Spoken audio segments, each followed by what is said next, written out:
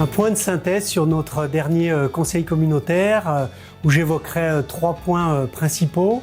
Le premier concerne l'harmonisation des tarifs de l'eau et l'assainissement, puisque depuis la fusion entre l'ex-communauté de communes du Cœur des Bauges et l'agglomération de Grand Chambéry, eh bien, il a fallu converger vers une tarification unique et donc cela a fait l'objet d'une délibération qui a été votée à l'unanimité ce soir pour aller jusqu'en 2026 à rapprocher ces 2 tarifs pour arriver à des tarifs uniques sur ces 2 compétences.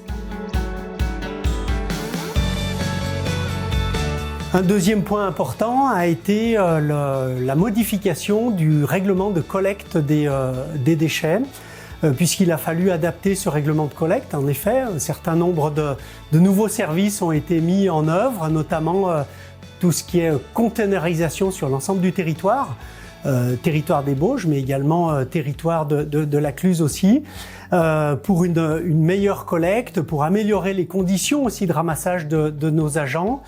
Un point sur l'accessibilité des déchetteries. On peut venir désormais à déchetterie à pied, en vélo, mais également ce projet qui plaît beaucoup, c'est-à-dire amener la déchetterie dans les quartiers ou dans les communes rurales avec notre déchetterie mobile.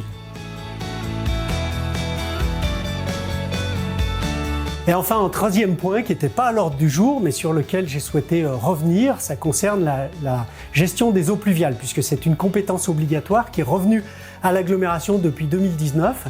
Et là, c'est une prise de compétence, donc l'agglomération avait délibéré pour ça, mais il fallait que chacune des communes délibère au sein de son conseil municipal pour transférer cette compétence. Le transfert se fait automatique, mais surtout décider du montant qui est transféré à l'agglomération, puisqu'auparavant c'était les communes qui le géraient, donc qui dépensaient de l'argent pour cette compétence-là. Cette compétence étant transférée, les communes doivent transférer aussi le budget correspondant.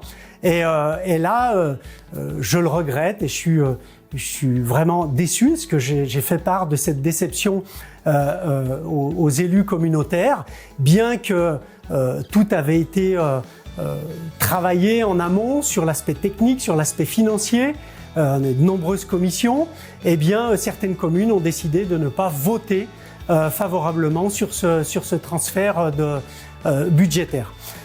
Et comme on est sur une majorité qualifiée, c'est-à-dire le poids de population pèse dans la décision finale, eh bien il s'avère que le vote est globalement défavorable.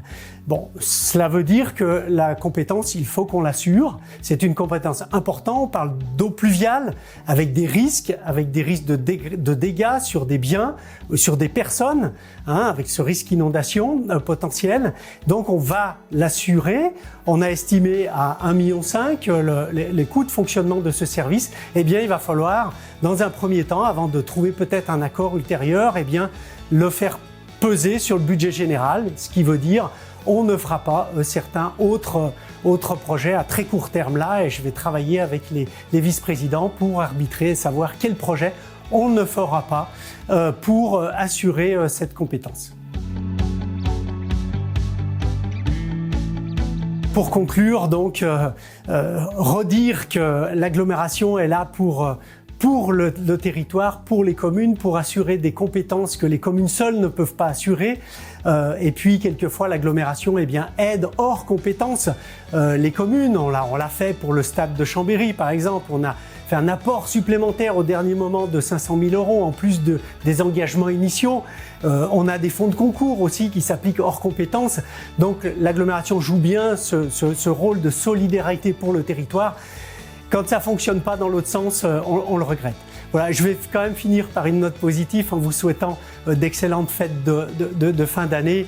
Voilà, profitez bien de vos familles et à très bientôt.